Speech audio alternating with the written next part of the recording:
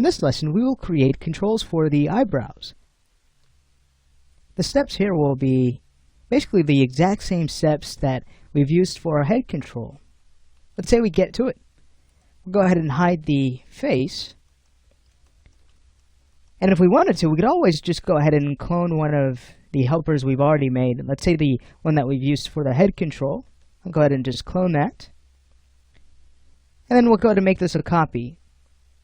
We'll name this PTDRV L Brow 01.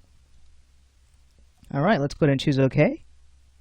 And then next, we'll go ahead and use Alt-A to align this over to our eyebrow on the left side. Okay, so everything looks good. Position and orientation, they're all checked. Let's click OK. Let's start bringing down the size on this one. Doesn't need to be so large. Alright, great. So from here, we can go ahead and clone this object, rename it. So this is going to be used for the right side. It's going to be Brow 01. And then we'll Alt-A align to that bone object. Alright, sweet. So now what we need to do is go in and create control objects. And then we can go ahead and constrain our eye bones to these objects and link these helpers over to those controls. So let's say we go in and create our controls. We'll grab our line tool again. We'll now go ahead and enable snapping. And we'll just go ahead and create a square shape. And there it is. Alright, cool. Let's go ahead and close out the spline. We'll go ahead and right click. And we'll also press the S key to turn off snapping.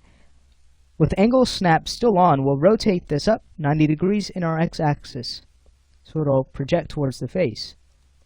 Alright, now, let's go ahead and have this quick aligned over to the left brow's nub. So press Shift-A and align it there. Alright, nice. So now what we can do is go ahead and bring back our mesh, and we could start to kind of scale this down and make sure that this is at a good size. So bring this down maybe a bit more, and then we'll go ahead and translate it forward so it's not touching the face. We don't want to pull the face away. Alright, great. So this looks cool. So from here, let's say we go ahead and correct the pivot point, and then we can work on mirroring this over. So what I'll do is go ahead and hide the mesh. We'll head over to our hierarchy panel. Go to the pivot section. We'll choose Effect Pivot Only. And now let's go ahead and quick align over to our eyebrow bone. Alright, sweet. So from there, I'll now go ahead and clone this object. Control V. Make this a copy. And now let's go ahead and quick align over to the right brow. Awesome. How about a color scheme for these controls? Let's say for the right side, we work with a shade of green. Alright, great. And then for our left side, we could always work with, let's say, blue. Alright, there we have it. We have our control objects in place. We know we need to have them stored in the controls layer. Let's go ahead and take care of that. And then we can work on renaming these objects. That's going to be NML Brow 01. And I'll go ahead and copy this name. Head over to the next control, paste, and change that L to an R. Now what we'll do is go ahead and grab both controls here and have them linked to our head control. So once we've managed to do that, we can then go ahead and freeze their transforms. Alright, sweet. Now again, another set of controls that should only rotate. So let's head over to our hierarchy panel.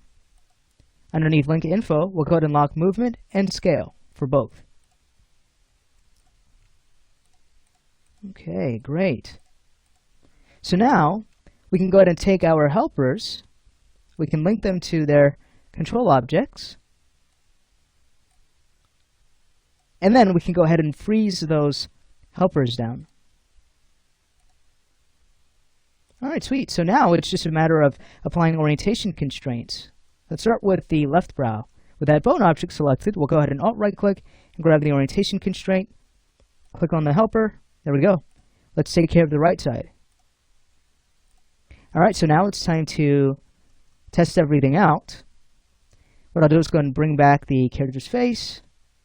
I might go ahead and freeze it, just so we can quickly go in and grab our control object and start kind of moving that around. That looks great.